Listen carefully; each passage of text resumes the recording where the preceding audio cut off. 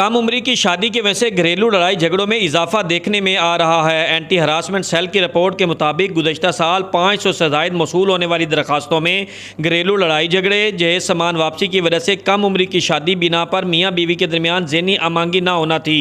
Anti women harassment and violence cell पे 500 से ज़्यादा दरखास्तें मौसूल हुई, जिसमें 250 से ज़्यादा दरखास्तें घरेलू तशद्दुद और घरेलू लड़ाई झगड़े पर मबनी थी, और जो दीगर दरखास्तें हैं वो सामान जहेज और बच्चों की बाजियाबी से मुताल्लिक थी। जो फैमिली कोर्ट की रिपोर्ट के मुताबिक इस अदालत में 54 केस तलाक और जहेज सामान, जबकि 139 बच्चों को खर्चा न देने समेत 1624 केस ज़ेर समाअत हैं, जो पिछले साल 2379 थे। हमारे माशरे का अलमिया ये है कि यहाँ पे जो चाइल्ड मैरिज है ये एक बहुत बड़ी वजह है जिनकी वजह से फैमिली कोर्ट्स में बहुत ज़्यादा रश है।